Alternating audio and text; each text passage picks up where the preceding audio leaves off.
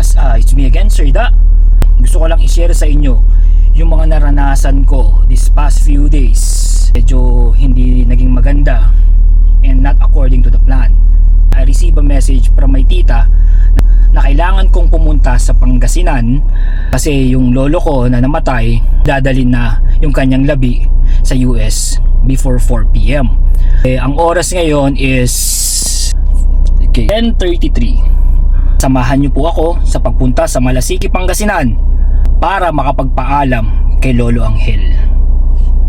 Supposed to be, dapat ang alis ko ay kahapon, pero may hindi inaasahang pangyayari. Nagpunta ako sa Enzo Motors Corporation para ipacheck yung sasakyan ko, para ipalinis yung preno, just to make sure na road safety compliant yung sasakyan ko kasi nga babiyahe ako ng malayo. Pero yung pagpunta ko doon, naging bangungot. Instead na maging maayos yung sasakyan ko, nagkaroon pa ng problema. Instead na malinis lang yung preno, nasira yung sasakyan. Sige po, Lolo Lola, give way to the pedestrians. Kahit nagmamadali tayo, bigyan natin ng priority ang mga tumatawid, lalong-lalo na yung mga matatanda. We should not compromise road safety. So sa ganitong sitwasyon, gusto kagad nating makarating sa pupuntahan natin, pero maraming hassle katulad nito. Talagang makakadagdag sa stress ng tao yung sitwasyon ng daloy ng trapiko sa kalsada.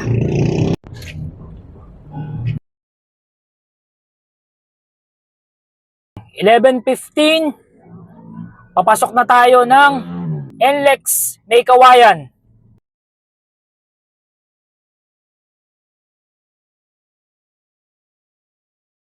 So it's 11:18, nasa NLEX May Kawayan na tayo.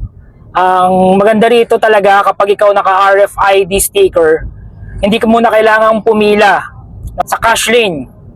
So para po sa mga nagmamadali, napakalaking tulong talaga na ikaw ay merong RFID sticker.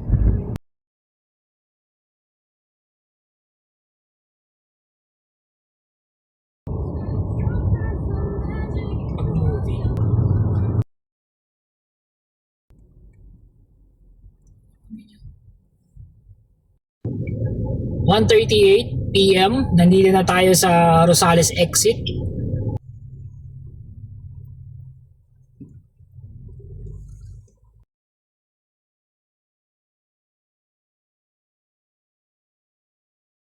So, time check 1:44 p.m. Nandito na tayo ngayon sa Rosales, Pangasinan.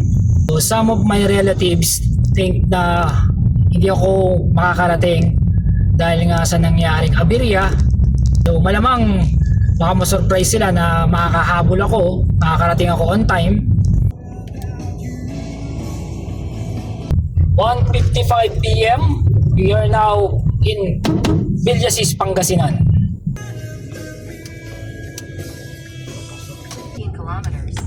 2:03 p.m. Nasa Villasis, Malasiki Road na tayo.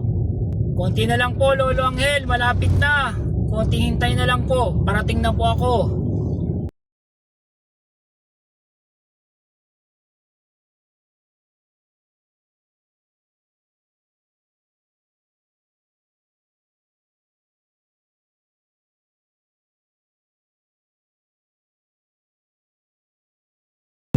(2:25 p.m.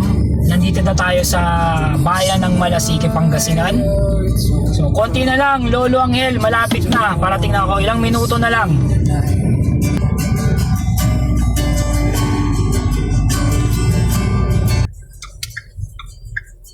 Diskuha mo sa akin.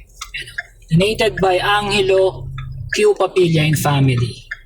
Continue for 1.5 kilometers. 2:28 p.m. Nandito na tayo sa Barrio Pasima.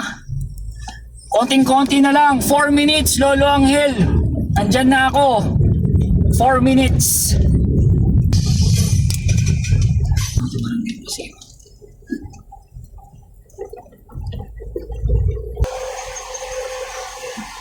Yun.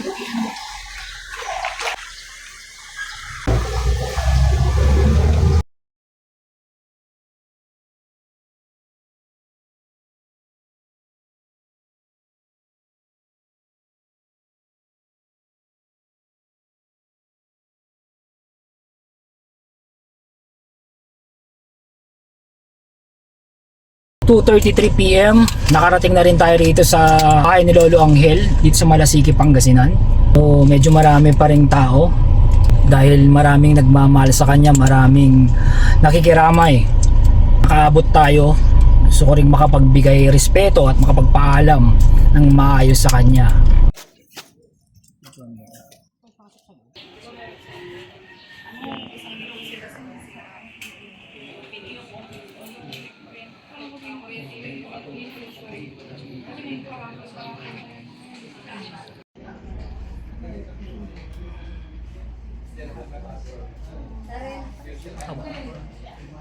Sige. Takpal na yung kanyang Dumating na yung pick up ng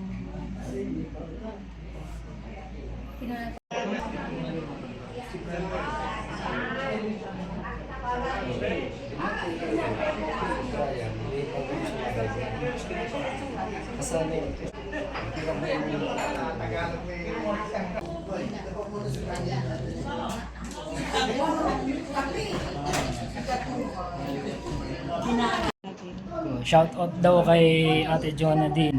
Ayun. Siya yung isa sa mabait na nagbabantay at nag-aalaga kay Lolo Angel. Umaasahan. Shout out.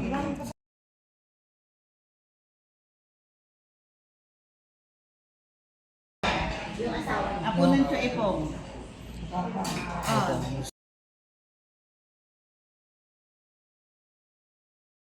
Shoutout nga pala kay Tita Lele. Hi. Lagi nagdadala sa akin ng bata ko ng tinga ng baboy. Pero nung bata na ako, nagtaka ko paano naging tinga ng baboy yun. Lasang tinapay. Ewan, na kami mo. Sige, bye-bye. Hi. 3:23. So dumating na rito yung magpipick up sa katawan ni Lolo Angel. Maraming salamat at nakaabot kami on time. Nagkita-kita ng ibang relatives na matagal na rin hindi kami nagkita-kita. Nagkakamustahan sa 100 taon na nabuhay si Lolo Angel. Maraming salamat sa naitulong nyo po sa amin, naitulong nyo sa mga kababayan mo rito sa Pasima, sa mga batang binigyan mo ng pag-asa para makamit yung pangarap nila. So ako nga pala si Sir Da, walang imposible pag ikaw ay may pangarap, basta magsumikap ka lang at matuto kang lumingon sa pinanggalingan.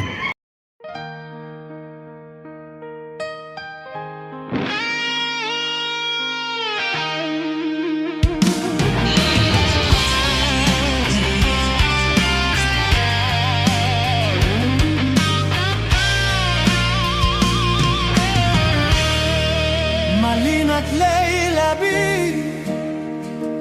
oras lay mare mapalpal na'y dagem katase to'y linaw sa midday ko gip ko